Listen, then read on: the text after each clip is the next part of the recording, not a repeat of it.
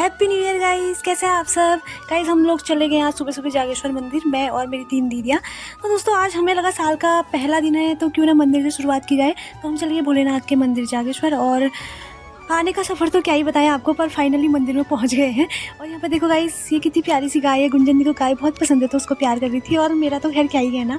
तो दोस्तों हम लोग पहुंच गए बच्ची की दुकान में, जहाँ पे उसने मंदिर का सामान रखा हुआ है तो वो बेच रही थी। दीदी लोग उससे बातचीत कर रहे थे और यहाँ से हम लोग निकले। हमने उसको बाय बोला और सामान लेके सीधे निकल गए। तो दोस्तों अब पहुँच गए मंदिर। अरे बाप रे, यहाँ जाके तो भीड़ इतनी ज़्यादा, हम लोग तो बहुत डर गए थे कब नंबर आएगा।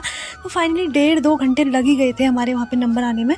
जैसे तैसे नंबर आया और हम लोग ने किए दर्शन यहाँ पे आराम से। यहाँ पे बहुत ही प्यारी सी पूजा चल रही थी, बहुत अच्छा, बहुत सुकून मिल रहा था यहाँ हमें। तो उसके बाद हम लोग ने सोचा कि नीचे चलते हैं नदी पे, क्योंकि वहाँ पे ऐसा माना जाता है कि एक पत्थर से घर बनाते हैं और उससे क्या होती है, हमारी विश पूरी होती है। तो हम लोग सब नीचे चले गए, लेकिन बाप रे इतना ठंडा था जागेश्वर में, बहुत ज़्यादा ठंडा हो रहा है गाइस। और हम लोग गए, जैसे तैसे पैरों में इतनी ठंडी लग रही थी। और देखो कितनी सारी विश मांगी है लोगों ने यहाँ पे।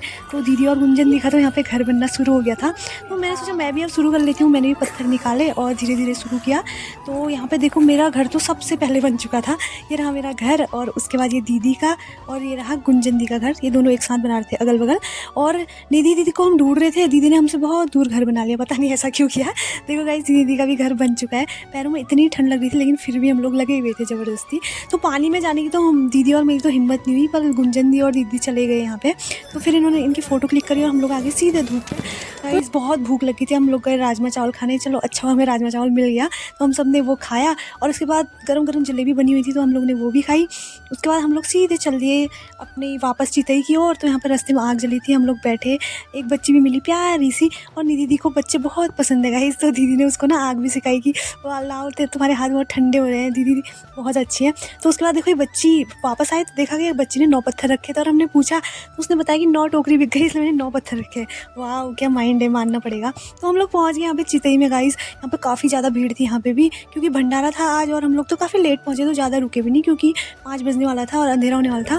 तो ड्राइवर भैया को भी देर हो रही थी, क्योंकि वो हमें जागेश्वर से छोड़ने आए थे इधर। तो हम लोग चले गए हैं मंदिर से सीधे रूम की ओर। तो ये भैया भी काफ़ी अच्छे थे, बहुत अच्छे प्राइस में इन्होंने हमें मतलब घर तक पूरा सेफली छोड़ दिया था। तो हम लोग निकल गए हैं, और इधर से दिख रहा है पूरे अल्मोड़ा का व्यू गाइस। तो बाय बाय।